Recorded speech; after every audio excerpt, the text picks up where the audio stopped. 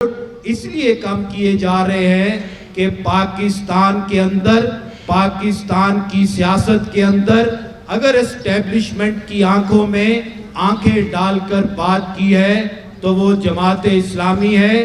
یہاں کی سیاسی جماعتیں، جب آپ نے دیکھا کہ ایکسٹینشن کی بات ہوئی کہ ایک فوجی کو ایکسٹینشن دینی ہے، تمام سیاسی جماعتوں نے ایک لائن میں کھڑے ہو کر اس کو ایکسٹینشن کے لیے ووٹ دیا، مگر جماعت اسلامی نے اس وقت بھی اس بات کا اعلان کیا کہ پاکستان کے اندر اگر جمہوری روایات کو آگے بڑھانا ہے تو اس ایکسٹینشن کو ہم نہیں مانتے ہیں۔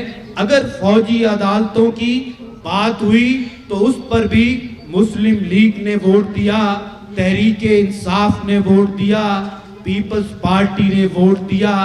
اگر جمہوری روایات کے لیے کوئی کھڑا ہوا تو جماعت اسلامی کھڑی ہوئی۔ تو اس رزلٹ سے آپ کو پریشان نہیں ہونا۔ ہمیں پتا ہے کہ بیلٹ کے اندر عوام نے جماعت اسلامی کو ووٹ دیا ہے، مگر ہمارے رزلٹ کو بدلا گیا ہے۔ ہم انشاءاللہ تعالی العزیز اس جد و جہد کو اسی طرح سے آگے بڑھائیں گے۔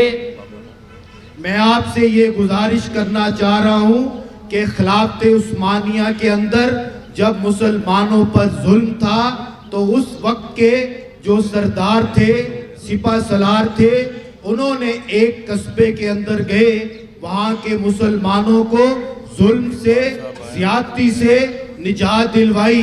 تو وہاں کے سردار سے پوچھا کہ تم پر منگول کیوں ظلم کرتے ہیں؟ انہوں نے کہا کہ میں اپنی عوام کی عزت کے لیے، اپنی عوام کے احترام کے لیے، اپنی عوام کو محفوظ رکھنے کے لیے منگولوں کو ٹیکس دیتا رہا، مگر ایک وقت آیا نہ میری عزت محفوظ رہی، نہ ہمارے گھر محفوظ رہے، ہم پر ظلم اور زیادتی ہوئی۔ تو اس وقت کے سردار نے بھی کہا آج میں تمہیں اس لیے بچانے آیا ہوں کہ آج تمہیں یہ فیصلہ کرنا ہے کہ تمہیں آزاد رہنا ہے، تمہیں محفوظ رہنا ہے یا تمہیں غلام رہنا ہے۔ اس محفوظ رہنے کے لیے پاکستان کی عوام کو IMF کی غلامی میں جانا پڑتا ہے۔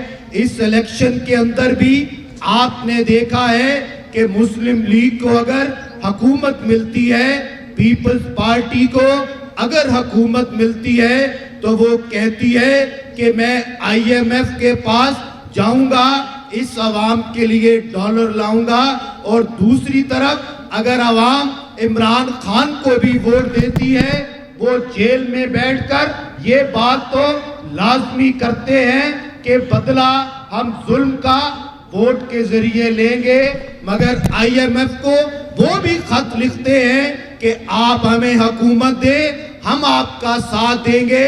آج اس پاکستان کے اندر اس ظلم کے نظام کے خلاف، اس ظالمانہ معیشت کے نظام کے خلاف جماعت اسلامی نے ہمیشہ اپنا کردار ادا کیا ہے۔ میں آپ سے اسی حوالے سے گزارش کروں گا کہ ہمیں اسی انداز میں آگے بڑھتے ہوئے، عوام کے اندر موجود رہتے ہوئے اپنا حق بھی لینا ہے۔ میں آپ سے یہی گزارش کر کے آپ سے یہ کہنا چاہتا ہوں، ایک قصبے کے اندر دو دوست تھے، دونوں دوستوں نے کھیتی کا اعلان کیا کہ ہم کھیتی باڑی کریں گے۔ ایک نے اپنی فصل کے اندر جو ہے کہ گندم لگائی، اس کی گندم اگنا شروع ہوئی، بارش ہوئی، اس کو پانی ملا، اس کو جو ہے کہ کھیت ملتا گیا۔ ایک اس کے ساتھ دوست تھا، اس نے کہا کہ میں بانس کی فصل لگاؤں گا۔ بانس کا، بیمبو کا درخت کے زمین کے اندر اگتے ہوئے وقت لیتا ہے کہ اس کو وقت چاہیے ہوتا ہے۔ ایک سال گزرا، اس کی گندم آئی، دوسرا سال گزرا، اس کی گندم آئی، تیسرا سال گزرا، اس کی گندم آئی۔ وہ اپنے دوست کو یہی کہتا رہا تم بھی اگر میری طرح زراعت کر لیتے تو تمہیں بھی فائدہ ہوتا۔ اس نے کہا کہ مجھے اپنے رب پر یقین ہے کہ میں نے محنت کی ہے, میں نے جو بویا ہے مجھے اس کا ضرور جو ہے کہ حق ملے گا کہ 3 سال کے بعد جب اس درخت نے زمین کے اندر سے نکلنا شروع کیا تو اسی وقت سیلاب آیا. اس سیلاب کے اندر اس کی تمام گندم کی زراعت جو ہے کہ وہ بہہ گئی, مگر وہ بیمبو کہ جو 3 سال کے بعد نکلا وہ اپنی جگہ پر موجود رہا. میں آپ سے یہ کہنا چاہتا ہوں کہ جماعت اسلامی کی جڑیں اس پاکستان کے لیے اس لیے مضبوط موجود ہے کہ اس پاکستان کے لیے ہم نے قربانیاں دی ہیں. مشرقی پاکستان ہو, مغربی پاکستان ہو, قربانیاں جماعت اسلامی نے دی ہیں. آج بھی شارق کشمیر کی اگر کوئی بات کرتا ہے تو وہ جماعت اسلامی ہے. آج بھی فلسطینیوں کی اگر کوئی بات کرتا ہے تو وہ جماعت اسلامی ہے. آج بھی اگر کوئی کارکن محنت کی بنیاد پر عوام کے درمیان موجود رہتا ہے تو وہ جماعت اسلامی ہے.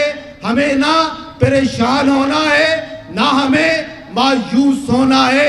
مایوسی کے ان بادلوں کو چھٹتے ہوئے آپ دیکھیں گے کہ آپ نے دیکھا کوئٹہ کی اسمبلی میں جماعت اسلامی کے لوگ پہنچے ہیں.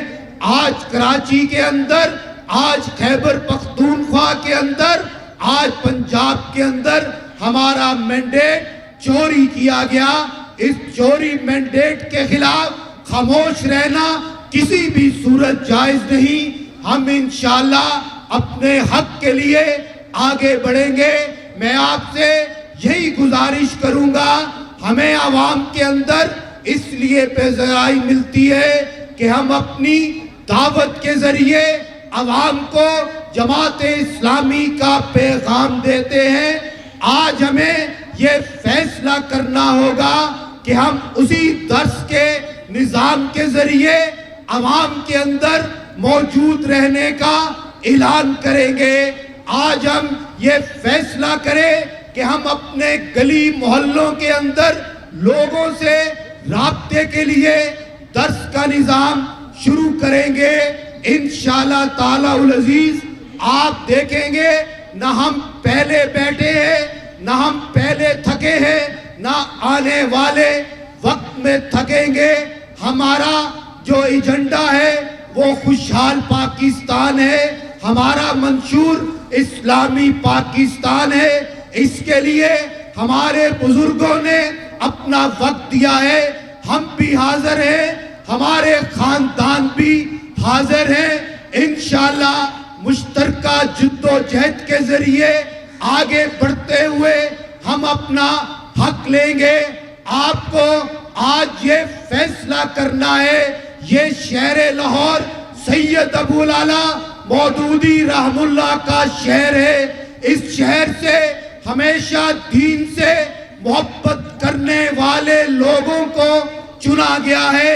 اگر وقتی طور پر ہمیں ووٹ نہیں مل رہا تو ہمیں اپنی کمیوں پر, کوتاہیوں پر قابو پاتے ہوئے اسی شہر کو دوبارہ سید کا شہر بنانا ہے. بہت شکریہ. یہ آپ کے ساتھ